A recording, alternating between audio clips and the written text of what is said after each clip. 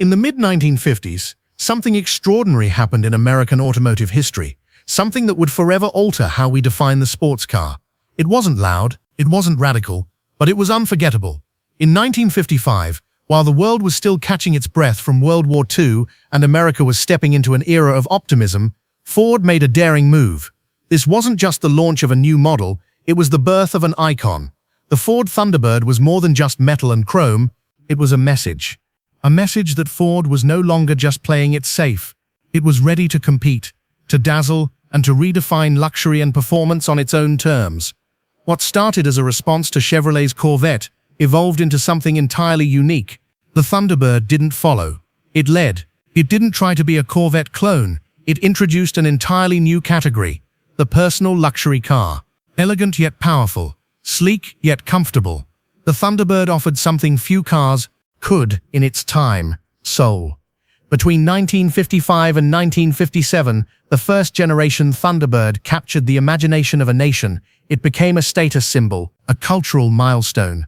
But what most people don't know is that beneath its striking exterior lies a series of untold stories, design decisions that were bold, sometimes bizarre, and often brilliant. Today, we take you on a journey into the past to reveal 10 little-known design secrets that helped shape the Thunderbird legend. And by the time we're through, you may never look at it the same way again. Number 10. From concept to prototype in just 12 months. Creating a new car is no small feat. In fact, it's a marathon, an intricate dance involving engineering blueprints, design sketches, rigorous testing, endless revisions, and corporate approvals. For most automakers, this process takes 3 to 4 years. But the Thunderbird, it defied convention. From the very first pencil strokes on paper to a fully functional prototype, the Thunderbird was born in just 12 months. What fueled this sense of urgency? The answer lies in rivalry. In 1953, Chevrolet unveiled the Corvette, a bold move into the nascent American sports car market. It was sleek, fiberglass-bodied, and aimed squarely at younger, style-conscious drivers. Ford couldn't afford to sit back. Henry Ford II, the grandson of the legendary Henry Ford, saw the Corvette not just as competition, but as a threat to Ford's reputation for innovation. Henry wanted more than a competitor. He wanted a car that would redefine the Ford brand, one that would project youth, sophistication, and modernity.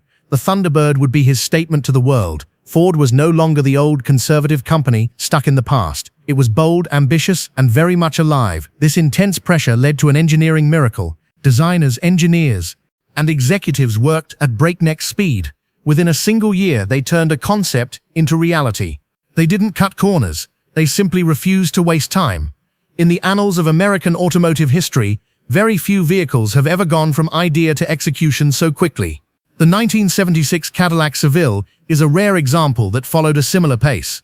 But in the 1950s, such a timeline was almost unthinkable. For Ford, it wasn't just an engineering challenge, it was a race to relevance. Number 9. Identical front and rear bumper bars. When you think of classic luxury cars, you imagine intricate chrome work, bespoke details, and expensive one-off components. But beneath the Thunderbird's elegant exterior was a surprising element of frugality, one that even the keenest car enthusiasts might miss. Both the front and rear bumper bars, they were identical. Yes, the Thunderbird, an icon of style, used the same stamped bumper bar on both ends of the car. It was a clever solution to a problem Ford quietly battled behind the scenes: cost efficiency. As a low-volume production model, the Thunderbird didn't have the luxury of limitless custom tooling. Ford's planners needed to justify every component, so they got creative. Instead of designing two completely different bumper assemblies, they used the same base structure and styled the details around it. At the front, decorative end caps gave the bumper a sporty, fine-like appearance, aligning with the jet-age design trends of the era. At the rear, those same end caps became integrated exhaust outlets, a futuristic touch that served both form and function. But the genius didn't stop at looks. This strategy simplified production dramatically. At the time, the Thunderbird wasn't assembled at a dedicated plant. Instead, it was built on a smaller auxiliary line at the Rouge complex, which meant less space, fewer tools, and tighter timelines. Streamlining components like the bumper helped Ford meet production goals without sacrificing style. In hindsight, it was one of many examples where function and flair worked hand in hand to define the Thunderbird's identity. Number 8. The car was almost called the Ford Savile. Thunderbird is a name that rolls off the tongue like a gust of wind through open desert plains. It feels powerful, majestic, American, but believe it or not, the name almost never made it to the badge. During development, Ford executives tossed around many potential names, and one of the strongest contenders was Savile. Inspired by Savile Row in London, the famed street known for high-end custom tailoring, the idea was to evoke sophistication, class, and bespoke craftsmanship. To Ford's marketing minds, it made perfect sense. The Thunderbird was meant to be elegant and refined, not just sporty. A name like Savile could tie it to the world of hand-stitched suits, mahogany interiors, and timeless style. But there was one problem. Most Americans had never heard of Savile Row. In 1950s America, the average buyer shopped for clothes at Sears, Macy's, or JCPenney. The name Savile didn't evoke luxury, it caused confusion. Was it French? Was it British? Was it a wine? Ford wisely backed away. Other names came and went: Cougar, Falcon, Del Rio. But it was Thunderbird, a name rooted in Native American mythology, that struck a deeper chord. Suits. It symbolized power, grace, and spirit. It felt rooted in the land, in the culture, and in something greater than the car itself. And just like that, history was made, not with a whisper of refinement, but with the roar of a Thunderbird. Number 7. The man who named Thunderbird only got a suit. You might imagine that naming a legendary car would come with a hefty bonus or lifelong recognition. But in the case of the Thunderbird, the man behind the name walked away with a little more than a new suit. Alan Gibbison, a Ford employee known affectionately as Gib, wasn't a marketing guru or a high-level executive. He worked within the company's internal ranks. Yet it was he who first proposed the name Thunderbird. According to Bill Boyer, who would later head up Thunderbird's design studio, Gibb suggested the name during internal discussions. It was bold, evocative, and rich in cultural meaning. Ford loved it. But before the company committed, they took an unusual and respectful step, reaching out to Native American representatives for permission to use the word. Once the name was approved and finalized, Gibb's contribution was acknowledged, modestly. His reward? A fine new suit. In a poetic twist, it was a fitting gift. After all, this was the car that once nearly carried the name Savile, a nod to custom suits and British tailoring. But in the end, what Gibb gave Ford was something far more valuable than fabric, a name that would echo through automotive history for decades. Number 6. The Power Dome Hood, an accidental masterstroke. In the world of automotive design, some of the most iconic features are not the result of long-term planning or deliberate styling, but necessity. Take, for example, the Thunderbird's now famous Power Dome hood. At its inception, the Thunderbird was intended to feature a sleek, low-profile hood, perfectly aligned with its graceful, sporty silhouette. But as engineers began installing the engine and carburetor into the prototype, a significant issue emerged. There simply wasn't enough clearance beneath the hood. With time ticking and production deadlines looming, a practical solution was needed, and fast. It was designer Dave Ash who proposed a fix as elegant as it was efficient. His idea: raise the center section of the hood slightly, creating a modest, yet visually commanding bulge. And thus, the Power Dome was born. Not as a design flourish, but as a technical compromise. Ironically, what began as a last-minute fix would go on to become a signature styling element, not only for the original Thunderbird, but for future generations. Early prototypes lacked this feature, but once it was introduced, it gave the car a distinct and assertive identity. It's a reminder that sometimes, necessity truly is the mother of invention. Number 5. Who really designed the Thunderbird? The question of authorship in car design is often more complex than it appears, and in the case of the 1955 Thunderbird, the answer is anything but simple. In the early 1950s, Ford's design operations were still modest in scale and functioned largely under the umbrella of the engineering division. At that time, Ford enlisted George W. Walker, a well-known outside consultant, to help invigorate its product styling. Walker assembled a talented team, among them Joe Oros and Elwood Engel, who worked side by side with Ford's in-house staff. While the groundwork of the Thunderbird was largely laid by internal designers, it was George Walker who received the lion's share of public credit when the car debuted to critical acclaim. Internally, this sparked frustration. In fact, the head of Ford's internal design studio at the time resigned in protest over the recognition gap. By 1955, Walker was officially appointed Ford's vice president of design, cementing his public association with the Thunderbird. But those closer to the project Figures like Bill Boyer, who would later head the Thunderbird design studio, knew who truly shaped its form. It's a common narrative in automotive history. The face of a project isn't always the one who built it.